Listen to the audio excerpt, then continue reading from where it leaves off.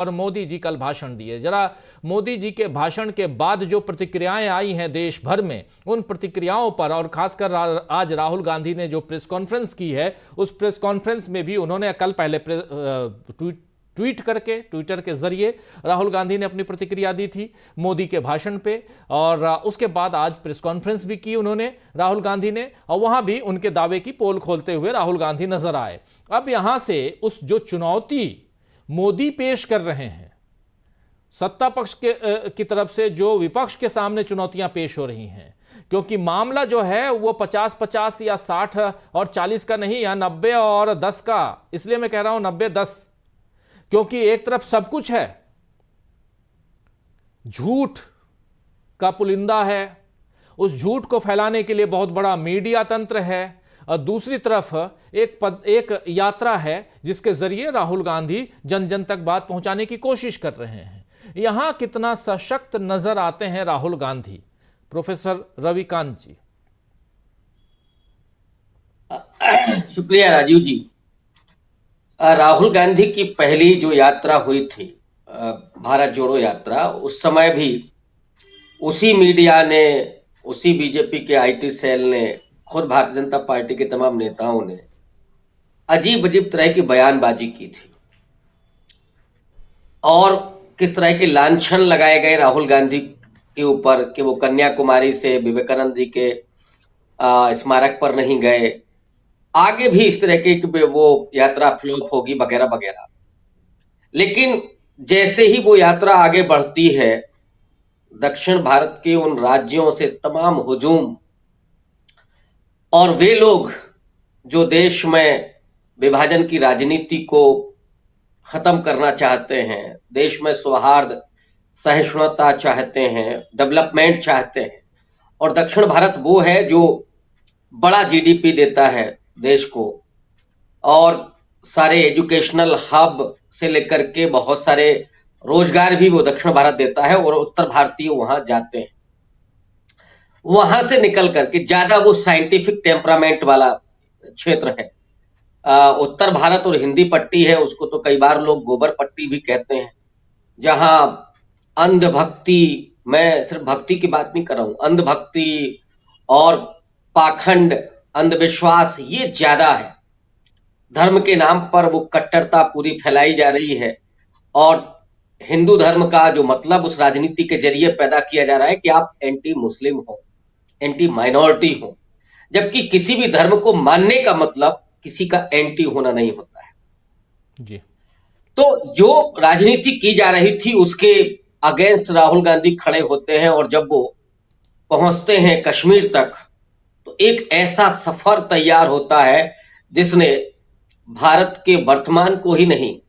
बल्कि अपने अतीत के भी सारे रिकॉर्ड तोड़ दिए, और एक नई इबारत लिखी गई वर्तमान भारत की राजनीति की, और भविष्य की एक दिशा तय हुई। उसके बाद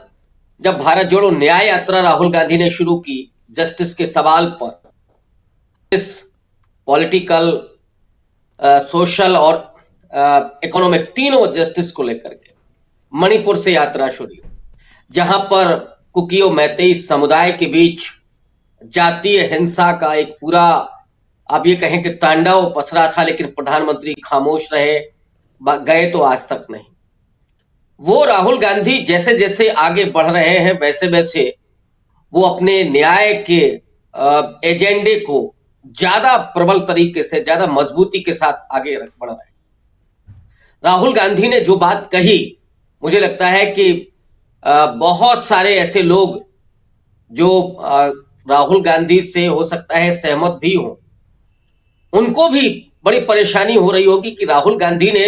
दलितों, पिछड़ों और वंचितों, आदिवासियों के लिए ऐसी कैसे बात कही।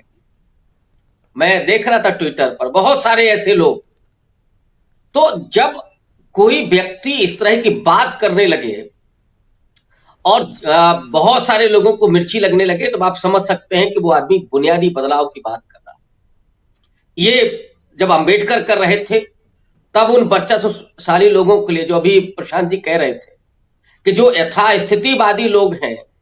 जो सामाजिक वर्चस्व बनाए रखना चाहते हैं, उन वर्णवादियों को तो डॉक्टर अंबेडकर से भी तकलीफ हो रही थी। यहां तक कि नेहरू से तकलीफ हुई।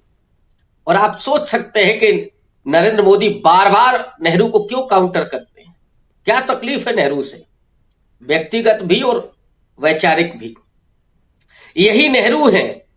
जिन्होंने जिस डेमोक्रेसी को इंट्रोड्यूस किया बाबा साहब अंबेडकर के जरिए, गांधी के दिशा निर्देश पर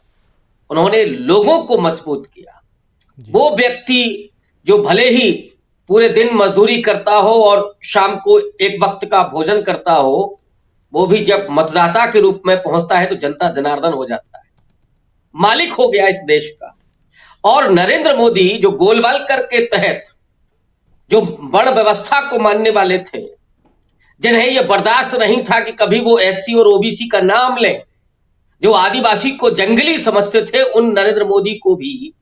अपने आप को ओबीसी बताना पड़ा। ये दबाव था नेहरू का और अंबेडकर का, ये वजह थी नेहरू की। इसीलिए उनको वो कचोटता है कि हमको क्यों अपने आप को ओबीसी जाति में लाना पड़ा और क्यों ये बात कहनी पड़ी, क्योंकि उनके लिए तो वो शर्म की बात है, वो गर्व नहीं करते उस पर, ये शर्म की बात है उनके लिए। और जो उनका एक मुख्यमंत्री मल्लिकार्जुन खड़गे साहब ने जिसकी तरफ इशारा किया, असम का मुख्यमंत्री जो अपने ट्विटर हैंडल से कहता है कि शूद्रों और दलितों का काम है ऊपर के 3 वर्णों की सेवा करना, उसी मानसिकता के लोग हैं। आज राहुल गांधी जब ये कह रहे हैं कि न्याय तब मिलेगा जब ये 50% की सीलिंग टूटेगी और हम इसको तोड़ करके रहेंगे, दलितों और आदिवासियों का आरक्षण इंटैक्ट रहेगा, उसमें कोई कमी नहीं आने जा रही है, लेकिन जो पिछड़ों का सवाल है, जो कास्ट सेंसस का सवाल है, वो हम ला करके रहेंगे, इंडिया अलायंस वो काम करेगा। तो जाहिर तौर पर राहुल गांधी पर हमले भी बढ़ेंगे। अभी राजीव जी, अभी हमले नहीं कम, अब हमले बढ़ेंगे राहुल गांधी पर। तो राहुल गांधी ने तो अपना सब कुछ छोड़ करके, वो सत्ता परक राजनीति इन सब को त्याग करके, राहुल गांधी जिस तरह से इस देश के हाशिए पर खड़े लोगों के लिए,